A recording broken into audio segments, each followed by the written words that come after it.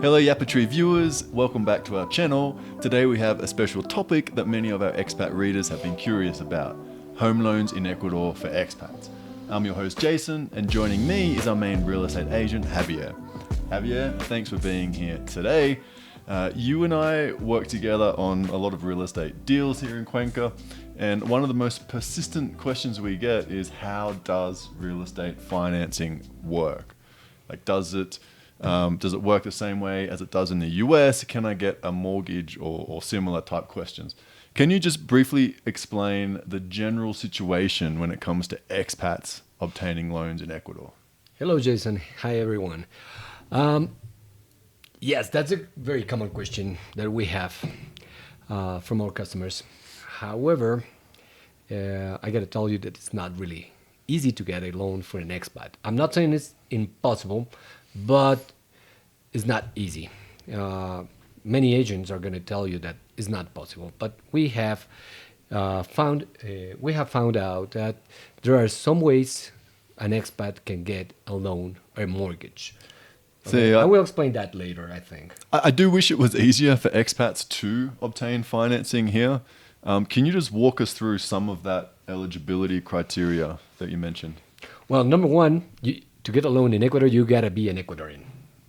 Okay, if you're an American or a Canadian or a European just looking for a loan, it's not going to be possible. So as a temporary resident, I couldn't get a loan here. You're basically saying no. As a permanent resident, no permanent. Have to be a citizen. It has to be a citizen, right? Ecuadorian citizenship, and that takes a while. It can be tough for those, especially with the change in the rules and the questions. Yeah, they change the rules every once in a while. Yeah, so for under 65 in particular, I think it is quite hard with the current test that they have. You have a test, you have to know Spanish, you have a lot of things to do to achieve the Ecuadorian citizenship. Yep. And what else do you need? Proof of income, the proof of income. Also, to get a loan, you got to get a credit record. But you got to build a credit record here in Ecuador, not the credit record in the US. That means next to nothing. I know we've had this conversation several times, and clients will come to us and say, look, in Canada, my rating is XXX, whatever that happens to be. Does that matter here? No, unfortunately, it really doesn't. It doesn't matter, actually. Yeah, and also you got to prove an external income. Monthly wire transfers to your local bank account. Unless you're working here, right? If you're working here, if you then work here you're also, probably building up the credit through the ESS system, but that's pretty rare for expats to go down that path. Yes, you got to have a working visa or a citizenship. Actually, a citizenship, but you got to work and have a ES record. And if you're working, also, you're going to be building up a credit record through your credit cards or through buying in a hardware store on credit or whatever, Sure. Everything is going to be recorded. It's tough to build a credit record here for expats. Even getting like a simple credit card is normally quite difficult as well. Almost impossible. Yeah, one of the first advices I always give is get a credit card, just in case you're going to be asking for a loan later. But it's not easy because they're not going to give you just a credit card because you're requesting it. You're going to have to put a CD against the credit card. Let's say a $5,000 CD, and you will get a $3,000 credit card open. So they are available, but it's definitely a little bit different to what we're used to. And not every bank is going to give you that chance. And then you're going to need some references from people who live here. You're going to need some permanent residency or a house, and then you have to prove it and stuff like that. So it's tough. It's not easy. I can give you a hand. I can help you with that to complete all the paperwork and give you a guide. Sure. In terms of building that credit record, we've talked about this before, and you've mentioned that there's a couple different ways, and one of those ways is to have that external income. Let's say you're getting, I don't know, some sort of payment from your 401k, 401k or any other stocks or something like that coming in. But it has to be permanently. And It has to be regular, right? regular, every month or every 2 months or Yeah. every week. And, even Western Union records work. Sure. So basically, the key point is it needs to be regular income, and it needs to be for a period of a time. Like generally, the period 1 of year. time would be 1 year. 1 year, at least a year. Yeah. But if you're working, but that's going to depend on the kind of credit you're going to be willing to. But at least a year. At least a year. We can discuss every single kind of credit or loan, in particular with you later, or even with anyone who is willing to get a loan. They can give me a call. One of the biggest hurdles, though, especially some of our audience, some of the retirees that have come to Cuenca, there is a certain age requirement on the loans. Can you walk me through that? Yeah, by the time you finish paying your loan, you cannot be older than 75 years old. Wow. So by the time you finish paying off the entire loan, so if you get a mortgage based on 20 years, you have to be 55. Yeah, right, not older maximum. than 55. Yeah. If you're 65, you're going to be electable. If you're electable, up to a 10 years loan. That's Sure. it. Okay. Yeah. So that's a tough one, though. So for expats, you need to be a citizen, which means that it's difficult for those under 65 to obtain the citizenship, like passing the tests and whatnot. But even if you are under 65, you need to make sure that the loan's going to be paid out by 75. So it's really need to do the timing window in terms of when you can apply and even if you can apply. Yeah. We have to structure the credit before you present yourself to the bank in a way that they won't say no. Got it. And so it's clearly pretty tough for a lot of expats to meet this criteria. Even for locals, it's hard to get a credit. Sure. I have talked to friends in the U.S. You can get a loan without basically with a mortgage. You can get a 90% loan or whatever, just based on a credit record and your income, and it's easy. Here it's not. You get to put a lot of money down as a down payment, minimum 30% down payment, meet a lot of criteria, be in a certain age. It's not easy. It's not easy for anyone. See, we're kind of getting into one of the main exceptions that we have. So as an expat looking for home financing, it's tough. It is really hard. But there is one main exception to this rule. Do you mind focusing on that a little bit? Yeah. There's one little trick. Get married. I'm not kidding. If you're married with an Ecuadorian, you're gonna have an automatically credit credit record, and then we're gonna build up a credit. So you would have a credit record through the Ecuadorian. Through the spouse, Ecuadorian. basically. Yeah. If you cannot be a citizen, and if you're married, don't take it wrong. Don't get married. That might be not legal.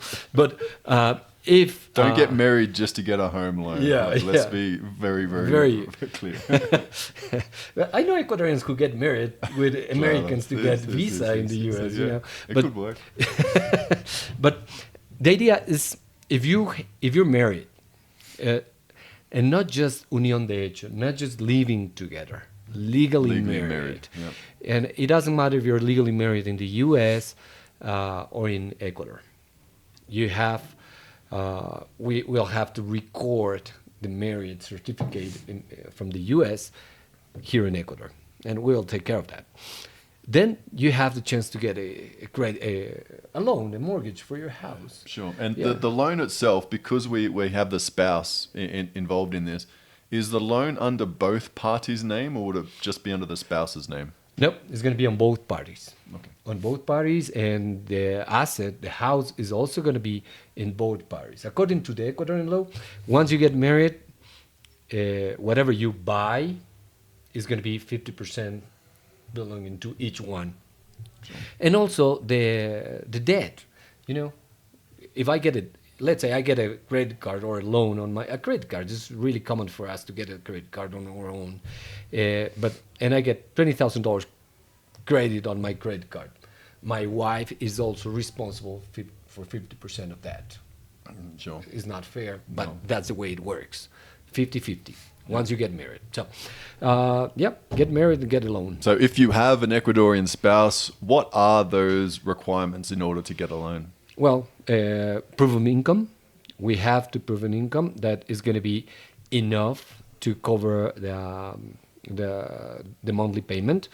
Can that be internal, external? Does it Whatever. matter? Doesn't matter. It could be local income, U.S. income, could be retiring income, and any. As long as it's above the threshold and regular. Yeah, right? it has to be regular. Every month, every 2 months. We need to know. The bank needs to know a regular. Needs to see a regular income, and it has to be up to the income at least has to be 3 times the loan payment. repayments. Yeah, the payment at least 3 times. That's an average, and just a very close number. Sure. And it's your income and your spouse income Combined. together. Yep, together. And of course, in terms of the repayments yourself, so you're mentioning it needs to be 3 times whatever the repayment amount is. What sort of interest rates are we generally looking at? Super high. Yeah. Well, or we use US dollars, but we don't print them. So we gotta ask the US government money to use it here, or government ask money to use it here, and so that has a cost. Mm-hmm. So on top of that cost, the banks are going to be making spread their income. Sure. So basically, we have an average of 9% a year. Yeah. 9%. So that's obviously higher, from our countries at the moment. I know Australia is around 4%, and there's a lot of outcry around how high that current interest rate is. But obviously in Ecuador, it's a very different system. And so we do have high interest rates here. Obviously, on the other side of that, if you're looking to buy a CD or something like that, that can also help you, those high interest rates, because you're getting around 9 or 10% on a CD as well. So in terms of, I have a spouse and I want to apply for a home loan. Walk me through the VIP system, because I know that's it's a program for a very particular set of properties, and it has its own requirements as well. Okay, the VIP is the first house that you can buy, and then the government is gonna subsidize. Subsidize. Yeah. Subsidize. Thank you. Subsidize the cost of the money, the cost of your loan. So the cost is the rate is going to be 4.9% average, and it can be as long as 25 years, and the down payment is also lower. So it's about $5,000. Yep. The kind of houses or apartments that are going to be electable are not in downtown, unfortunately. They're going to be. Why is that? What stops them from being in downtown? Is it the maximum amount per property that is available? Well, under the number program? one, it cannot be more. It cannot. The price has to be less than $107,000. Sure. Okay. The price per square meter, including the land and the outsides and the construction, has to be around $1,000, a little bit on top of that, per square meter, about $100 per square feet, which is really low even for us, Sure. So in that and some other criteria, but those 2 main criteria are going to make the houses, the VIP houses or apartments, are going to be in the outskirts of Cuenca in certain areas. Sure. So they have to be qualified by the government, MUV, the Ministerio de Vivienda, Ministry of Housing, whatever its name. And you gotta provide a proof that you don't have a house. How do you do that? You How can do do you it. prove you don't own a title search with your name? Will that Well, suffice? it's basically a title search with your name on the Registro de la Propiedad. You can do it online if you want. It's going to be less than $10. It's super inexpensive. But if you cannot do it, we have somebody who can just fill out the paperwork for you. Sure. So that's a good point. In terms of the process itself, how does getting one of these loans work? So I want a VIP loan. I just go to a bank, I don't know, Pichincha, and say, can I get a VIP loan, or how does it work? Well, you can do that, and they will give you the requirements that you gotta present, and they will take your paperwork and they will put in a stamp saying okay or deny. Sure. But if you want to, but you could be electable and still being denied. You know. Sure. But what you got to do is organize your paperwork in a way that they won't say no. Pichincha, Mutualista Suai. I work very much with them. Mutualista Pichincha, also some other co-ops. Sure. Okay. For you to be inelectable, you don't have to have a house that you live in. You might own a piece of land, doesn't matter, but you cannot have a house or a condominium. What about a house in another country, for example? That's fine, because the They law can't check that. refers. How would they? Well, it's not just they can check. The law refers to owning a house in Ecuador. Okay. Sure. Okay, so that doesn't matter if you own a house in the U.S. Here's the trick: you cannot have an income less than 1,500 and over 2,800 per month. So you got a window between $1,500 and $2,800. Yes. Combined income, right? Yes, Between combined between you and your spouse, wife, or husband. And if you're earning too much money, they just say no, or they give you different terms, or how does They will say no, you're not electable for a VIP. You get not a subsidized loan. Okay, so here's our 10% loan. Go for it. yeah, well, it's not just 10% or we have loans. It depends on your profile. I can get you loans even at 6.7, regular loans with 20% down payment. But it's going to depend on your profile. I have to check not just your profile. I have to check your spouse profile, basically, Sure. and see how does it work. Yeah. And 6.7 is really low for us. Sure. In terms of the 5%, that's locked. Like, let's say the VIP loan, that's locked in for the duration. Yes. Of yeah. the loan. Yeah, there's going to be an update on the interest rate, but it's not going to get up to 6, probably 5.1 or whatever. But it's locked. It's pretty much on that. Sure. And you did mention previously that there is potential to use your taxable income as proving your credit history overseas. So how does that side of things work? That's just I've got my IRS tax refund from years gone by, and that just proves my income, or how does that benefit? Of course, we have local IRS, we call it SRE, and the US IRS. So the US IRS, the income tax payments, of course, we're going to need them, at least 3 years of proof. Sure. But the local IRS is also going to be needed. Got it. And if you're working overseas, for example, what would you generally recommend in terms of, again, being able to show that credit history?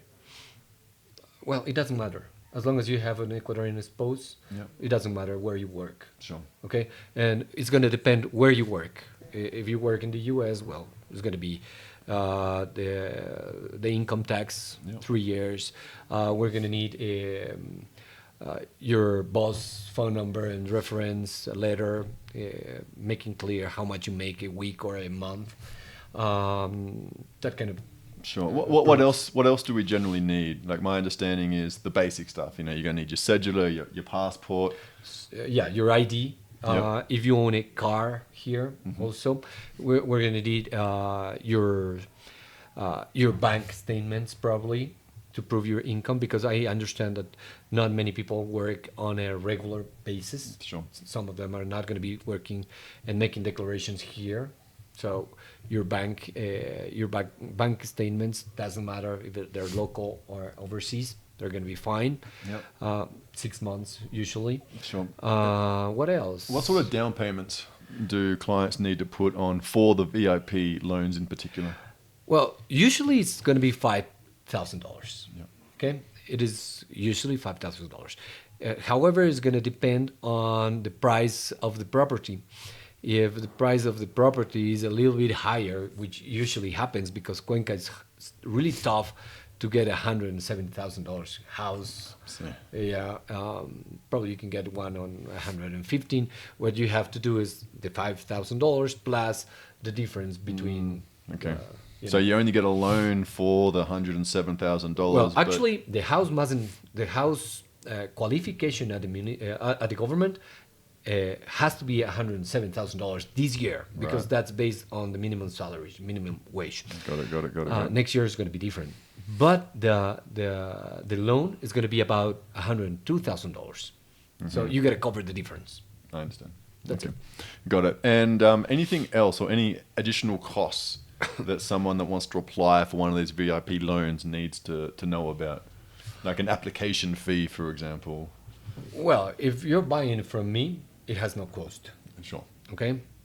So your assistance in helping to obtain one of these loans, Of course. is basically free, and it's just It's part of the deal. Part being of the a real deal, estate you know, part of my service.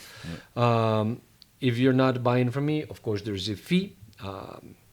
That I So if charge. someone finds their own property covered under the VIP loan and they're just stuck, and like, I don't know how I'm going to get through this loan process, they can reach out to you, Yep. and you'll charge some sort of fee for helping with the admin, Of course, paperwork. and we'll put everything together, and they pay me a fee. And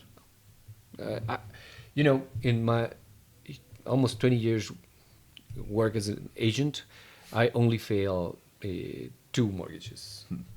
Why did they fail? Well, one of them was I pre-qualified a customer, and then he bought a car on credit. So his credit thing, credit.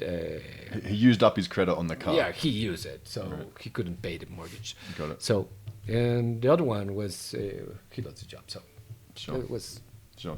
Yeah. And flipping the coin, can you walk me through like a fairly recent, let's say, success story?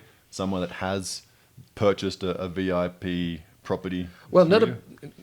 last month I didn't sold a property, a VIP property to an expat, Sure. but I sold a house, a house, $125,000 house, and it was fun because the guy lives in the U.S., is married with an Ecuadorian, and we worked together. We put a credit together. We got pre-qualified, qualified, and they say, okay, that's it. And then at the end of the day, when we were about to finish it, the bank forgot to send the form for the insurance, the insurance for the credit. And he filled it out, and the guy had diabetes. And they denied the credit. Can you believe that? Because he didn't have the insurance form? No. Or because he had, I don't understand. Because he got diabetes. And I said, well, you Because get... they're concerned that he's not going to fulfill the loan because he's going to have some health they, issue? Yeah, they were concerned about it because... and it was just diabetes kind 2. He was not getting shots, just taking a pill. Huh. So I went into the bank and asked them why, and well, they showed me the results of his blood test, and he was bad. So we had this argument and negotiation with the bank, and we'd run new test in the U.S. He was living in the U.S., so blood test in the U.S. We got the paperwork here. Of course, he did it, and he was taking his medication this time, and the credit was qualified later because he was in better shape, you know. Got it. We had to do it. So it was originally denied, but you provided some more evidence, and then they Evidence, said, and okay, that's fine. negotiation, and well, we got it. Sure. Awesome. Yeah. That's really good. And so that's very, very helpful, Javier. I do appreciate it. Any last words of advice for those that are thinking about applying for a home loan here in Ecuador? Like an advice, well, just move to Ecuador. It's wonderful. It's a great place to live, and Cuenca in particular. In terms of credit, if you're married, you can apply it, but you got to be married at least 6 months. Just don't get married to get a loan because they will deny it. So if you get married today, apply for a loan tomorrow, they're going to be like, guys, come on. This is not... Come back within 6 months, or they're just going to say, we don't want to do business with you anymore? Or... Yeah, that's going to go into your record, and you don't want to have that in your record. When the time comes, it will show up. Sure. Yeah, okay, fair enough. And so that's great, Javier. Thank you very much for sharing your experience on this crucial topic. And thank you, the YapaTree community, for tuning in. And if you do have any more questions or need further information, do feel free to get in contact with us. Links are in the description below. And of course, you can also view current property listings for sale and rent at yapatree.com. Thank you very much. Ciao.